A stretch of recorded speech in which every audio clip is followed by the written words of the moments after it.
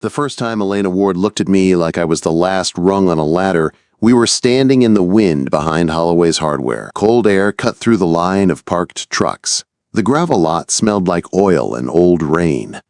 She stood there with her arms folded, tight across her chest, like she was holding herself together with her own ribs.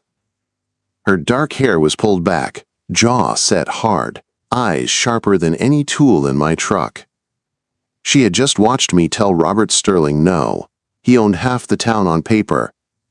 He was used to people bending when he smiled. 30 minutes earlier, he had tried the same thing on me inside the store. He wanted me to adjust my work schedule on Elena's house and rethink the price. He said it like he was doing me a favor. I told him no in front of 3 witnesses. Now Elena stared at me like she was trying to figure out if that word was going to save her or ruin her. "Why did you do that?" she asked. Her voice was low and controlled, like she had to keep a lid on it. "I can't pay rush fees. I can barely keep fuel in the generator." Quote, "I didn't ask for rush fees," I said. "We already have a contract for the roof." She pressed the words like she was testing them for cracks. "Just the roof. And I'm not staying up there, Caleb. We are strictly professional." The boundary was not rude, it was panic with manners. "Professional," I repeated. "Fine, good. I am a builder, not your problem."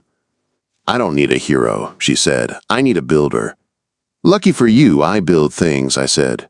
I nodded toward her car. "Your left rear tire is soft. First hard freeze and it will slide. Propane tank is sitting right under that lean." Color drained from her face. She hit the unlock on her key fob. Papers slid off the passenger seat and into view. County courthouse letterhead. Bold black stamps. Language that did not belong in a small-town parking lot. I did not touch them. I read what was visible. Judgment. Debt. Lien. Her shoulders dropped, like she had been holding them up by force. "My ex-husband hid debt," she said quietly. Then he left. The judge split it anyway. "If I can't refinance, the lien hits in 60 days. Quote. Her hands shook as she gathered the pages. "I can't refinance without clear title," she went on. "I can't clear title until Sterling's survey claim dies. And if I can't sell this house at a real price, I don't get free. Sterling knows that. He is trying to force a fire sale." "You're not just protecting a house," I said. "I'm protecting my exit," she answered. Right then, Sterling's black SUV rolled up beside her sedan like a shark gliding in, window down. Calm smile on his face like none of the words on her papers mattered.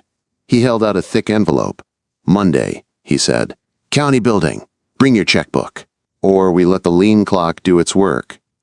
Elena took the envelope with a stiff jaw and did not open it. My brain reminded me this was a civil mess. No sirens. No one bleeding. Just ink, time, and pressure. Men like Sterling loved calendars. They knew most people broke before the deadline. I could have walked away. Her problem was not in my contract. The roof was. But I have never been good at watching something collapse when I know exactly where the support should go. "I'll be there at 7, I said. She looked at me like she was not sure she heard right.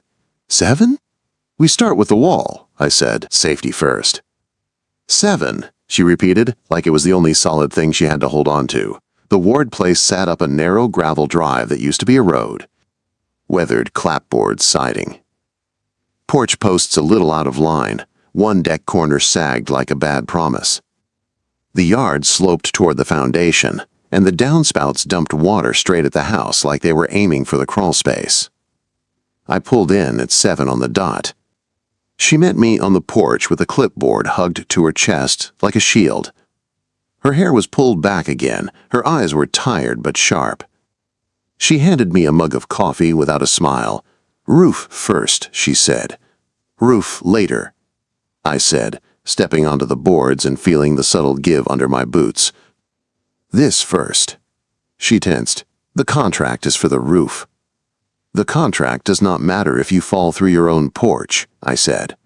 I crouched by the post and traced a crack at the base with my finger. The deck corner was sinking. The post looked fine on the outside, but the weight was not traveling right. You can feel that after a few years of this work. Deck corner is dropping, I said. We jack it, crib it, replace the post, and pull water away from the foundation. That's extra, she said. That's survival, I answered. Storm is rolling in. You want Sterling's lawyer and your bank to hear your house took water damage while there is a lien on it? Quote. The word bank cut through whatever argument she had been ready to make. She moved aside. The small step felt like reluctant permission. Inside, the house smelled like old pine, dust, and a faint hint of lavender. The living room floor creaked under my boots, but it held. There was a space heater humming in the hallway, and the furnace closet door sat open, panels off like someone had given up halfway through. The furnace kicks on, then shuts off, she said. Last guy wanted $3 grand. Last guy did not want to crawl, I muttered. I set my tool bag down and did what I always did when the air around me felt tight. I laid my tools in a straight line on the floor.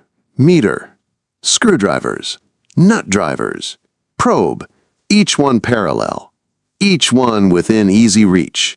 I took a slow breath, held it, and let it out. The small order steadied my hands. Elena watched from the doorway. She did not say anything, but her shoulders eased a little, like the neat row of tools made the chaos inside her head quiet down for a second. The board in the furnace was not dead. A safety switch was tripping the system. I traced the pressure line with my fingers, checked the inducer, found a kinked hose, cleared a clogged trap, reset the connections, and cleaned the flame sensor until it shined. I hit the switch. The igniter glowed. Burners lit in a clean, even line. A moment later, warm air rolled out into the hall. Elena's breath caught. She stepped closer like she was afraid if she moved too fast, the heat would vanish again. Her fingers hovered above the vent, then pulled back, then reached out again, like she did not trust comfort yet. It's running, she said. Yeah, I answered. It's running. She lifted her eyes to mine. For the first time that day, her gaze was steady, not darting. Show me you can do that to everything else, she said. It came out half a challenge, half a plea. I wiped my hands on a rag. Show me Sterling's paperwork. She hesitated, then set the thick envelope on the kitchen table and opened it. Inside was a letter on legal letterhead, notice of intent to file, maps, a survey sketch. Sterling was claiming a strip of land down by the creek, the only flat spot where a new septic system could go. The same spot buyers had asked about, if she ever sold. Who did your old survey? I asked.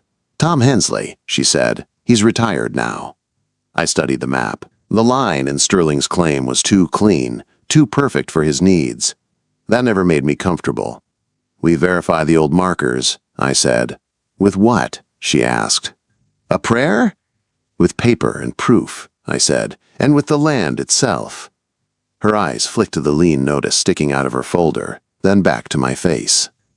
She looked at me like a drowning person, looking at a rope she did not trust. I did not reach for her papers. I did not grab the folder. I stepped back from the table, giving her space. You decide, I said. If you want me in this, I'm in. If you don't, I fix the roof, you pay me, and I drive away. She stared at the documents for a long beat, then at me, like she was searching for the trick. Then she slid a worn manila folder across the table. Inside were Hensley's notes, sketches, and an old Polaroid of a mossy stone by the creek with a shallow chisel mark on it. In, she said, like she was signing a deal with herself, not with me. Right then I knew two things. 1. This job was not just about a roof anymore. 2. Strictly professional had just become a lot more complicated. By noon, the deck corner looked as tired as Elena did. I stripped the boards away until the rotten post showed itself. Up close, it was not a post anymore, just wet mush sitting in cold mud. That is what slow water does. It does not shout. It just waits and rots what holds you up. I slid a bottle jack onto a solid pad, stacked cribbing blocks clean and square, and checked my level twice. Then one more time because houses do not forgive pride. Stay back, I told her. I am back, she said. She was not. She was a step closer than she needed to be, but she stayed out of the danger zone. I turned the jack handle a little at a time. The porch groaned. Nails squealed. The railing shuddered. Then the sound changed. The weight shifted and settled, like a fist unclenching. I braced the load with a temporary post and cut away the rotten base. Mud smell rushed up, sharp and honest. I dug down until I hit the old concrete pier, cleaned it, set a new metal base with anchor bolts, dropped a fresh treated post into place and cinched it tight. When I lowered the jack, the deck did not sag. It held. Elena's breathing changed. I watched her take a slow breath and let it out, eyes fixed on the new post like it was proof she was not crazy to try. "You have been walking on that," I said. "Every day," she answered, mouth pressed tight. "And you are still here," I said. "That counts for something." She looked at me, suspicion trying to hide fear. "Why are you doing all this?" she asked. "Because you are paying me for the roof," I started. "And?" she pushed. "And because Sterling is leaning on you with his whole weight," I said. "Bad structure bothers me." Her eyes narrowed, then softened the smallest bit. She did not like needing anyone. She liked losing even less. Inside, the kitchen smelled like grilled cheese and tomato soup. Simple food, but it tasted like effort and salt. She moved around the stove like someone who had cooked tired for a long time. I fixed the stove igniter between bites. Loose wire, dirty contact, easy. She did not say thank you. She refilled my coffee without asking. That was her version. After we ate, she sat at the table with the lean notice next to her plate like it was another piece of cutlery she had to manage. She stared at the numbers for a long time. "What if we just go to the police?" she asked suddenly. "They will say it is civil," I said. "They will tell you to get a lawyer." Meanwhile, Sterling files his claim. Your bank hears half a story and gets nervous. The lien clock keeps ticking. Sympathy does not stop paperwork. Quote. Her fingers tightened around the mug until her knuckles went white. "So what do we do?" she asked. It was not pleading. It was planning. "We make it boring," I said. "Boring wins in court. Certified copies. Photos. A sworn statement. A marker that does not move. The judge does not have to like you. He just has to like your proof." She looked up at me. For a second there was nowhere for the panic to hide. Then she nodded once, small, final. "Okay," she said. "Then we make it boring." That evening, I went up on the roof anyway. Storms do not care what your contract says, and neither do leaks. Gray clouds were already stacking on the hill line. Wind carried the cold in early. From the ground, those shingles had looked fine. Up close, the edges were starting to curl. Nails had backed out here and there. The flashing at the chimney was lifted just enough to let driven rain crawl under and turn into rot. In the yard, Elena held the extension ladder steady, boots planted in the dirt. Warm air from the fixed furnace spilled out of a cracked window behind her. It felt like a quiet promise we had already kept. "You sure you're good up there?" she called. "I am better up here than in a courtroom," I called back. Her short laugh drifted up through the cold air, lighter than anything I had heard from her yet. I pulled the worst shingles, slid new ones in, sealed the flashing, and drove each nail straight and clean. No wasted hits. No show, just work. By the time I climbed down, my hands were stiff from the wind. Elena met me halfway across the porch with another mug of coffee. She held it out with both hands like she had been waiting for an excuse to offer warmth. She did not say thank you. She just watched my fingers wrap around the cup, watched my shoulders ease. "How much worse is it?" she asked. "Not worse," I said. "Just louder about it. But it will hold through this storm." Her mouth twitched. It was almost a smile.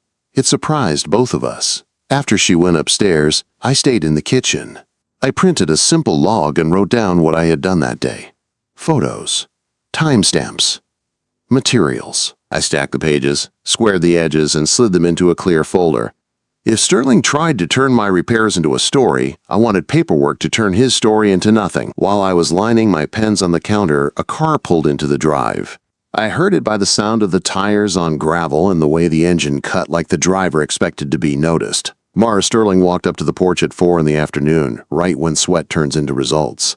Her car was shiny and wrong for the road. She wore a white tank, black pants, boots that had never seen mud. Her hair was perfect, phone in her hand like it was part of her arm. She did not knock on the door. She came straight to me. "Caleb," she said, smiling like we were old friends. You didn't return my call. I didn't get your call, I said. She laughed and tilted the phone so I could see the screen, a zoomed-in photo of me in the hardware parking lot. Elena stood next to me. Sterling's SUV sat in the background. Someone had typed a caption over it. Ready to become a problem. Contractor Caleb seems cozy with divorced homeowner in active property dispute. The post looked like a joke, but the taste in my mouth was not funny. Behind me, the front door opened. I felt the change in the air before I heard her voice. Hi, Mara, Elena said.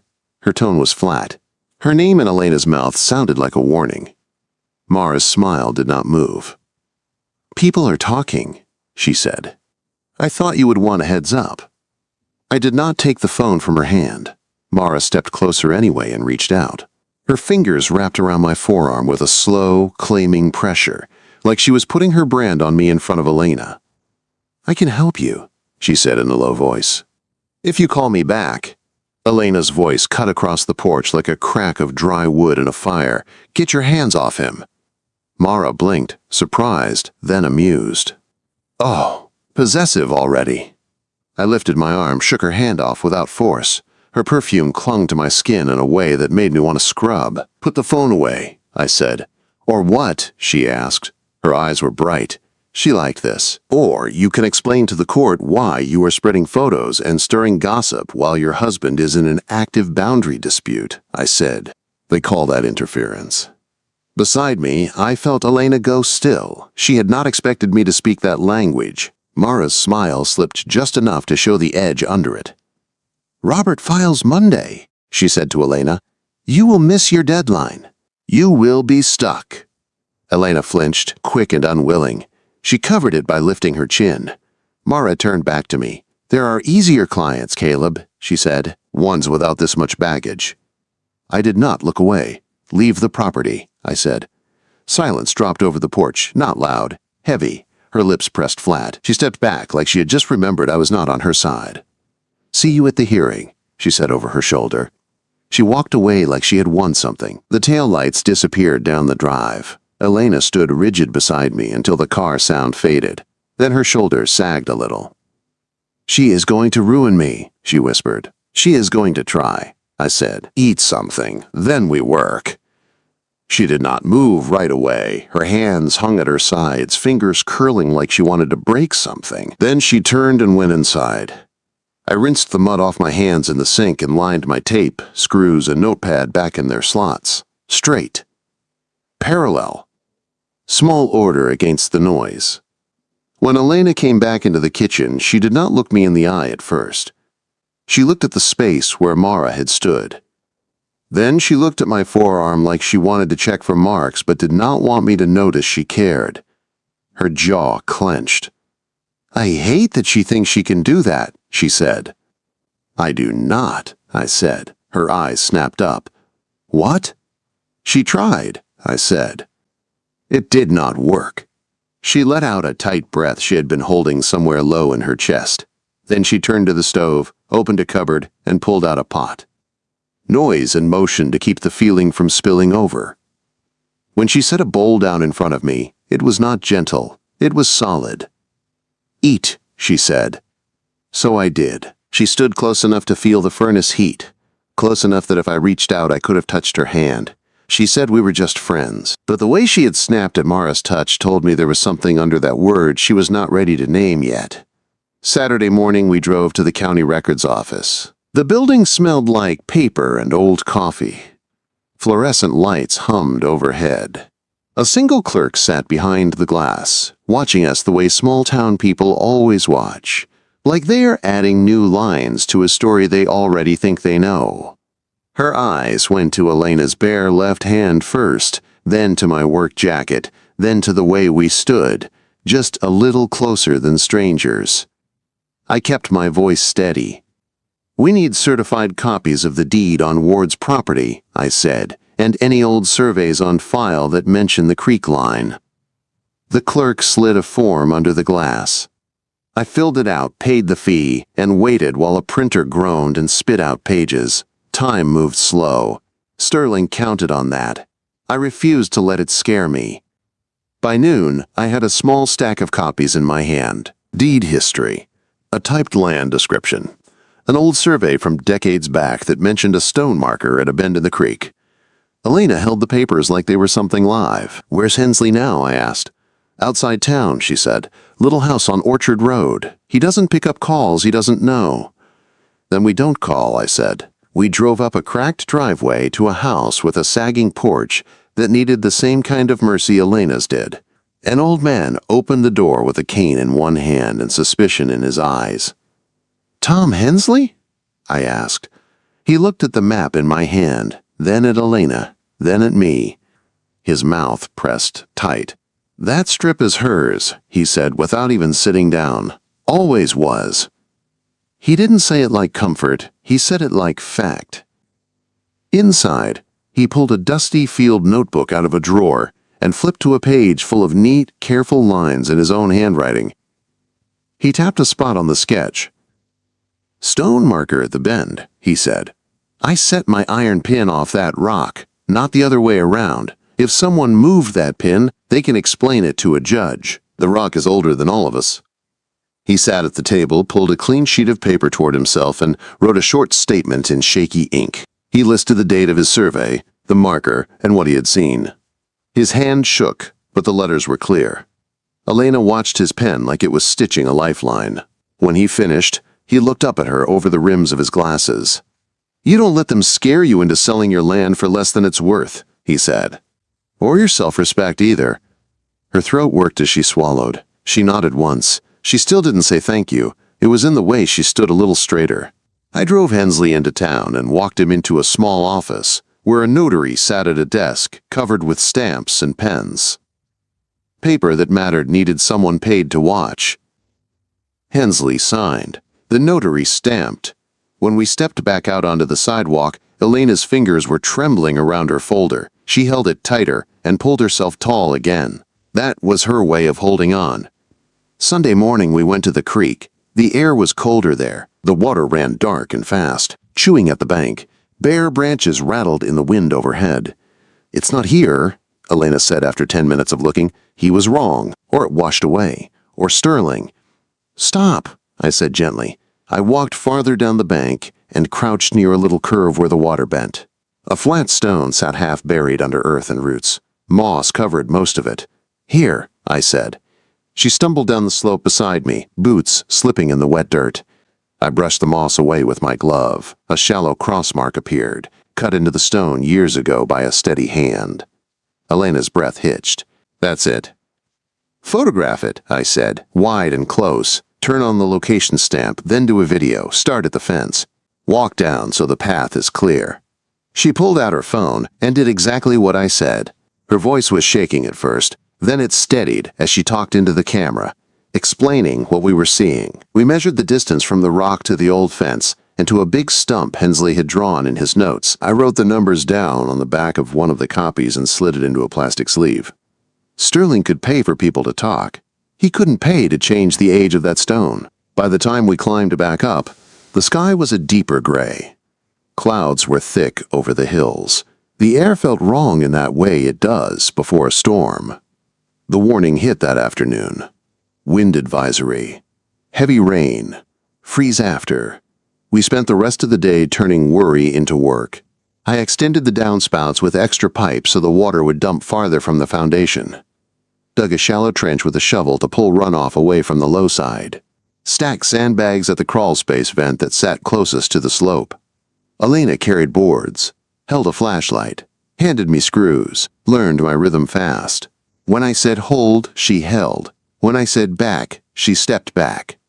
It wasn't obedience. It was trust in small pieces. Inside, the furnace hummed and turned the kitchen into something that almost felt normal. Elena poured coffee and put one mug in front of me like it was habit now. "Storms used to make my ex look like a hero," she said, staring into her cup. "He'd do one big loud thing, drive fast, shout a little, then disappear for a week after and leave me to fix everything else." I looked at her hands. They were steady now, but the skin around her nails was chewed raw from nights before I ever showed up. "Tonight isn't about being heroic," I said. "It's about not letting water win." Her mouth twitched, almost a smile. Then the house creaked, and the wind started up for real. By 9 that night, the storm hit. Wind roared like a train. Rain slammed sideways into the siding. The lights flickered twice and went out. For a second, the house was dark. Then, the generator hummed to life, and the lamps flickered back on, softer and more yellow. Elena stood in the living room, with her arms wrapped around herself, staring at the windows like she expected them to break. "He could come," she said softly. "He likes storms. They give him cover." "He won't tonight," I said. "Storms also steal witnesses." A hard bang hit the side of the house. Something metal slapped against the wall again and again. "The gutter," I said. "Stay inside." "I'm not helpless," she snapped, but her voice shook. "I didn't say you were," I replied. "Boots, jacket, stay behind me." She hated those words, but she listened. Outside the yard was chaos. Rain hit my face like needles. A big limb had come down near the fence. Water rushed along the trench we had dug and broke around the sandbags instead of slamming straight into the foundation. It wasn't perfect, but it was working. A loose section of gutter at the back corner was flapping hard against the siding, held on by one screw and stubbornness. I planted the ladder and checked the feet twice. Elena stepped up behind it and wrapped both hands around the rails. Her knuckles turned white. "Do not let it shift," I said. "I won't," she answered. I climbed. The wind shoved at my back. The gutter swung and slammed again. I grabbed it with one hand and drove new screws in with the other, biting into solid wood. Each turn of the driver cut the noise down a little. A gust hit the ladder. It rocked once. Elena's boots slid in the mud and then found purchase. I felt the shift in the metal before I saw anything. "Gotcha," I said. "I've gotcha." She shot back, teeth clenched. When I climbed down, rain ran off my jacket in sheets. Elena's hair was damp, plastered to her cheeks. Her chest rose and fell fast. For 1 second she swayed, and I reached out on instinct, one hand closing around her waist to steady her. Her body went tense under my palm. Her breath caught.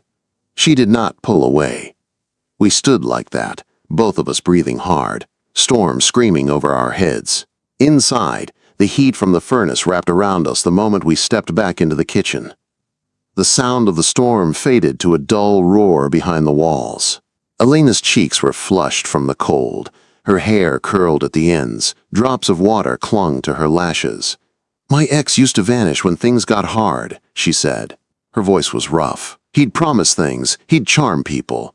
Then when the real work hit, he left me alone with it."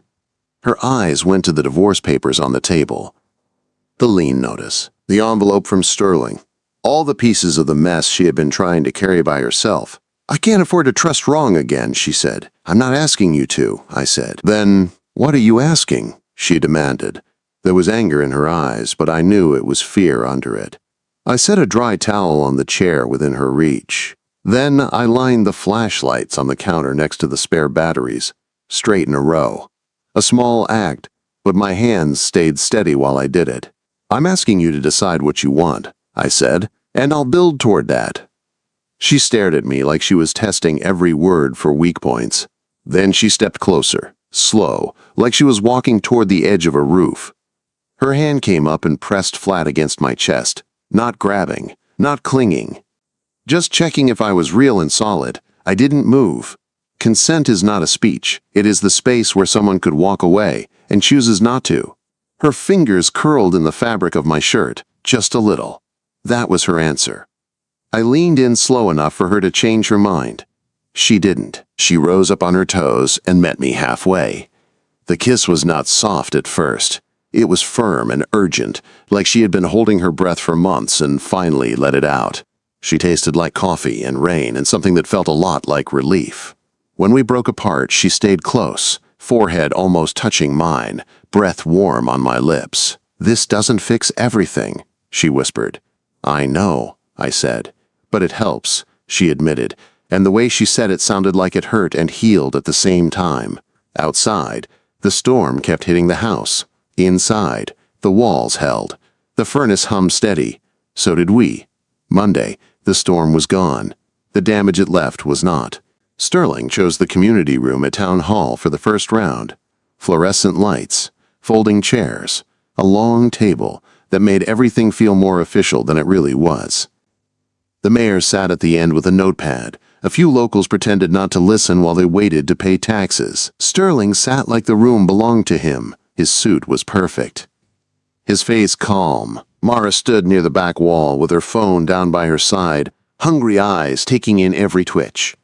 Elena walked in with her folder hugged to her chest. She wore jeans and a plain sweater, but she held herself like someone who had decided not to bend, even if she broke. I sat down beside her, my own folder in front of me. Sterling's lawyer slid some papers across the table. "We're offering a fair purchase to avoid litigation," he said. "Fair," Elena repeated, flat. Sterling leaned back in his chair, lacing his fingers over his stomach. "You're drowning, Elena," he said smoothly. "Take the life raft." Her jaw tightened. Her eyes flicked to the lien notice sticking out of her folder, then to me, like she was looking for anything solid to grab onto. I did not take the folder from her hands. I slid my own forward instead. "Before you talk about any updated survey," I said, "look at the original deed description and the marker evidence." The lawyer blinked.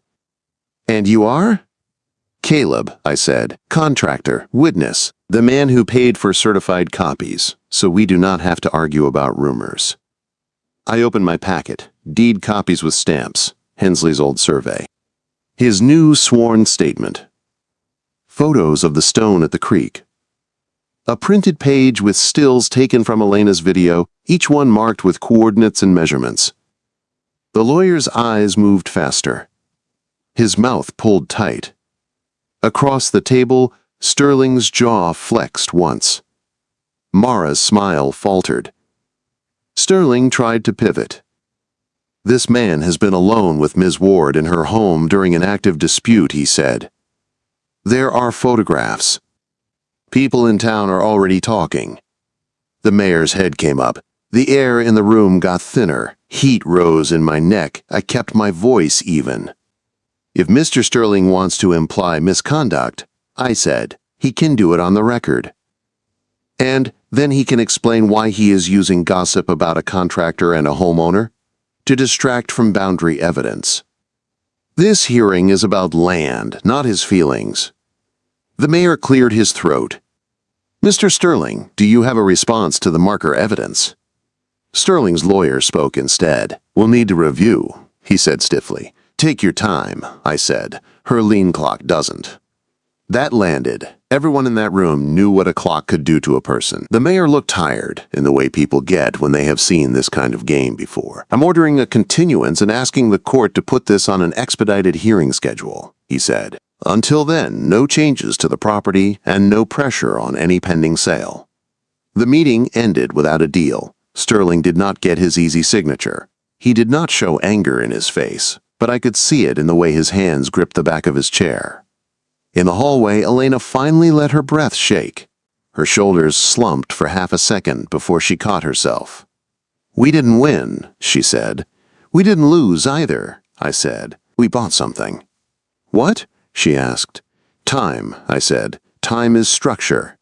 Sterling stepped out into the hall. His smile was back in place. "You're persistent, Elena," he said. "I'll give you that." I moved a half step in front of her. I did not touch him. I just blocked the path of his eyes. "Talk to your lawyer," I said, "not to her." Sterling's gaze slid to me, hard now. "You think you're her savior?" he asked. "I think you're a bully with paperwork," I said quietly. His smile sharpened. "Bully or not, I still win." He walked away like he believed it. I watched him go, then turned back to Elena. "If your bank calls," I said, "they do not get to. Check in, over the phone. Make them put everything in writing. No surprises. No soft threats. If they want to change terms, they sign their name to it." Her eyes met mine. Something like respect flickered there. She did not smile. She did not say much. She just nodded once. The hearing came fast. The courtroom was not big. Rows of wooden benches. A raised desk for the judge. A flag. A clock that ticked loud in the quiet. Sterling sat on one side with his lawyer. Elena sat on the other with her folder. I sat behind her, close enough to reach forward if she needed a document. Sterling's lawyer tried to call the stone an informal marker. Hensley's affidavit and the deed description did not care about that. The judge looked at the certified copies, the map, the photos, and then at Hensley's written statement. "Mr. Sterling," the judge said, "you do not get to redraw a line because it would benefit your future project." Sterling's jaw clenched. "I'm issuing a temporary injunction," the judge said. "You are not to interfere with Ms. Ward's access, repairs, or sale while the survey review is finalized. No more contact, outside counsel. No more games. We will set a review date. Until then, that strip stays where the deed put it." He banged his gavel once. It sounded like a nail being driven all the way in. Outside on the courthouse steps, the air felt thin and high. Elena stood on the landing and sucked in a breath like she had been underwater and just hit the surface. "We bought time," she said. "Yeah," I said. "We did." Across the street, Sterling stood by his SUV, talking low to Mara. His face was smooth again, but his eyes were hard. Mara's phone was in her pocket for once. She looked smaller than she had on the porch. "I still want to sell," Elena said beside me. "I still want out from under the debt." "Good," I said. "Wanting out is not weak." Her jaw tightened. "But I don't want this to be another thing I run from because someone scares me into it." I stepped closer, careful, not boxing her in. Just close enough to feel her breathing. "I don't want a clean slate," I said. "I want a foundation." Her breath caught. She looked at me like the words were a beam she could test with her weight. "I can do that," she said slowly. "Start over, but on something solid." Then she did something I did not expect. She rose on her toes and kissed me right there on the courthouse steps. Quick, firm, no hiding. No excuse. Her hand was on my chest. Mine was at her waist. When we broke apart, the world was still there. Sterling was still across the street. The debt still existed. But she had chosen where to stand. She slid her hand into mine after that. Her shoulders dropped a little, like she had finally put one foot on something that did not move. 2 weeks later, the title company called. Their email said what we already knew on paper. The survey review matched the old description. The stone marker held. Sterling's claim died in a stack of documents that did not care about his money or his ego. The bank confirmed the sale a day after that. The offer on Elena's house went through at a real price, not the bargain fire sale Sterling had tried to force. After closing costs and fees and the long, ugly list from the divorce, what was left in her account was not a fortune. It was freedom. She stood in her kitchen staring at her phone screen. The furnace hummed. The porch did not creak under my boots anymore. Rain from a small shower ran down the new downspout and away from the foundation like water was finally listening. "It's gone," she whispered. "The lien, the debt, all of it." "You're free," I said. Her jaw tensed. Her eyes turned bright. She crossed the small space between us fast and pressed her forehead to my chest. Her hands bunched in my shirt, not to pull me closer, just to feel something solid. I wrapped my arms around her waist. Firm, steady, careful, like bracing a wall that had finally stopped shuddering. "What now?" she asked, into my shirt. "Now you decide," I said. "Where you want to go. What you want to build." She leaned back, just enough to look up at me, her mouth curved in a small, real smile. Then, "Stay," she said. I did not answer with a speech. I bent my head and kissed her slow this time. No storm, no court date hanging over us. Just two people in a warm kitchen with the furnace running, and the future not trying to crush them. When we broke apart, I glanced toward the porch. "Tomorrow," I said. "We finish the last trim on the railing. Make it look like it was never in danger." She laughed, a soft, real sound I had been waiting weeks to hear without strain in it. "Of course you would say that," she said. "I'm good at making things stop falling apart," I said. Her fingers slid between mine and stayed there like they had always belonged. Outside, the creek ran quiet around the bend where the old stone sat, doing its only job holding a line. Inside, the furnace hummed. The walls did not rattle. The porch did not sag. She had once told everyone we were just friends. But when another woman had put her hands on me, she had snapped like someone defending something that mattered. Now she did not pretend anymore. The house held. The land held. Her life stopped sliding, and so did we.